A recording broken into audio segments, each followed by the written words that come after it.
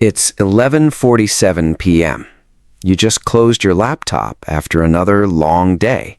You worked out this morning, you hit your deadlines, you read 10 pages of that book you've been trying to finish for 3 months. And still, lying there in the dark, staring at your ceiling, one thought creeps in like it always does. Why do I feel so far behind? You open Instagram just for a second, and there it is. Someone from high school just bought a house. A guy you used to sit next to in college just got promoted to VP. Your cousin, who you swear was just in middle school, is engaged. And you did everything right today. You made progress, real, measurable progress. So why does it feel like you're standing still while the whole world is sprinting past you? If that hit a little too close to home, stay with me. Please like and subscribe if you found this video helpful. Let's continue. Because what I'm about to explain isn't motivation. It's not just be grateful nonsense. It's the actual psychological reason your brain refuses to let you feel like you're winning, even when you objectively are. Let me paint you a picture. Meet Jake, 28 years old. Lives in Austin, works as a software engineer. On paper, Jake is crushing it. He's got a $95K salary, saves 20% of every paycheck, runs 3 times a week, and just started learning Spanish on Duolingo. He's got a 47-day streak. But every Sunday night, Jake feels this weight settle onto his chest. He calls it the Sunday Scaries, but it's more than that. It's this quiet, gnawing feeling that everyone else his age has already figured out something that he hasn't. His college roommate just launched a startup. His younger sister just bought a condo in Denver. Some guy he followed on Twitter is 24 and already making 6 figures selling online courses. Jake looks at his own life, the workouts, the savings, the Spanish streak, and it all suddenly feels small. Insignificant, like he's playing checkers while everyone else is playing chess. Sound familiar? Maybe you're not Jake. Maybe you're a nurse working double shifts trying to finish your master's. Maybe you're a stay-at-home parent teaching yourself to code at midnight. Maybe you're 34 and finally starting over after a divorce. Doesn't matter. The feeling is universal, and there's a reason for that. So here's the question I want you to sit with for a second. If you're genuinely making progress every single day, reading, saving, training, learning, showing up, then why does your brain refuse to give you credit for it? Why does the finish line keep moving? Why does every win feel outdated the moment you achieve it? Because here's the thing that nobody talks about. The feeling of being behind has almost nothing to do with your actual pace in life. It has everything to do with a glitch in the way your brain measures progress. And once you understand this glitch, I promise you cannot unsee it. Let me walk you through it. Segment number 1, the comparison glitch. Psychologists have a name for this. It's called social comparison theory, first introduced by Leon Festinger back in 1954. The idea is simple. Humans don't measure their lives with objective rulers. They measure them by comparing ourselves to other people. Sounds obvious, right? But here's where it gets brutal. Your brain doesn't compare your whole life to other people's whole lives. It compares your behind the scenes to their highlight reel. You know every embarrassing thought, every failed attempt, every day you skipped the gym, every text you didn't send, every dream you quietly gave up on. You've got the full documentary of your own life playing in your head 24/7. But when you look at someone else, you get a 15-second Instagram story, a LinkedIn headline, a curated dinner photo. It's like comparing a rough draft to a published novel. Of course you're going to feel behind. The math is rigged. And in 2026, this glitch is on steroids, because 100 years ago, you compared yourself to maybe 150 people, your village. Now, you're unconsciously comparing yourself to the top 0.01% of humans on Earth every single day.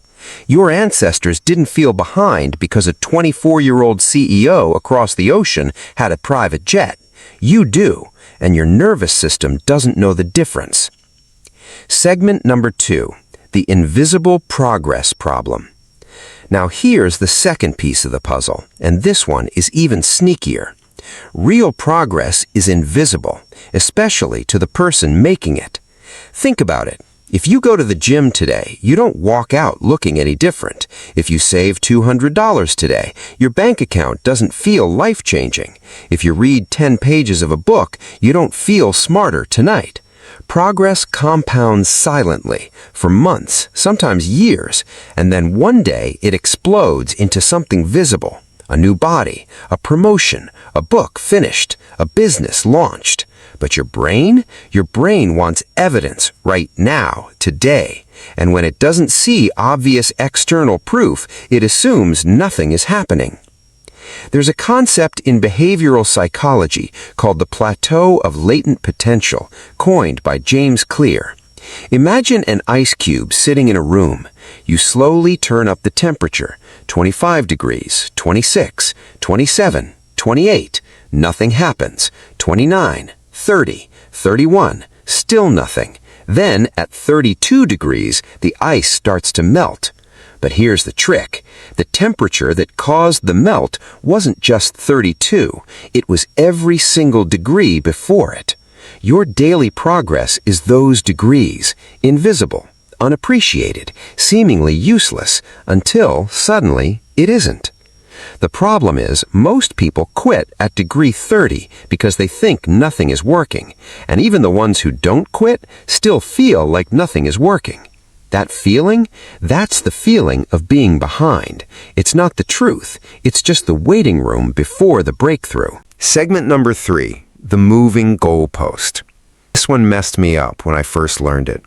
There's a psychological phenomenon called the hedonic treadmill.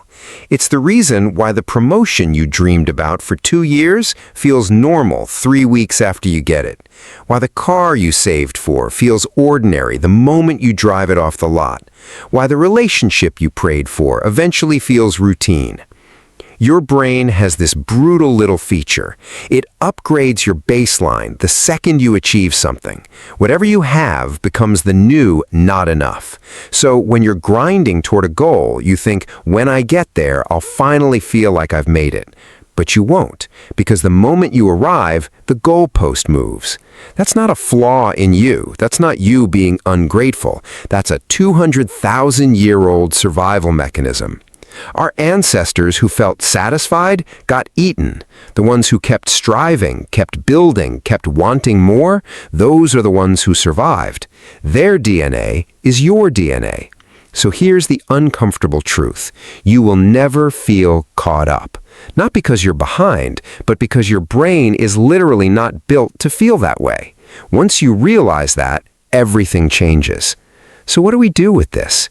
You stop measuring your life against other people. You stop measuring your life against a fantasy version of yourself, and you start using the only ruler that's ever been honest, yesterday's version of you. Not the guy on TikTok with the Lamborghini, not your cousin who's engaged, not the 22-year-old millionaire on YouTube, just you, 24 hours ago. Did you show up today in a way that yesterday you would be proud of? Did you take one action that your future self will thank you for? Did you keep a promise you made to yourself? If yes, you are not behind. You are exactly where the work is putting you. The feeling of being behind is not a signal that you need to hustle harder. It's a signal that you're comparing invisible progress to visible highlights, waiting for permission from a brain that will never give it. Stop waiting for permission. The people you envy, they felt behind too. They still feel behind. That CEO you follow, that fit influencer, that friend with the perfect life, I promise you, at 11:47 p.m., they're lying in the dark asking the exact same question you are. You're not behind. You're just awake to something most people numb themselves from feeling. And that awareness, that's the beginning of actually getting free. But look, Understanding why you feel behind is only half the battle, because here's what nobody tells you. Even after you learn all of this, your brain is going to try to drag you back into the comparison trap tomorrow morning within minutes of opening your phone. So the real question becomes, how do you actually rewire your daily habits so this feeling stops running your life? Hit that subscribe button so you don't miss it. And if this video made you feel seen, do me one favor. Drop a comment below with just 2 words, "That's me." I read every single one, and knowing you're out there, that's what keeps this channel going.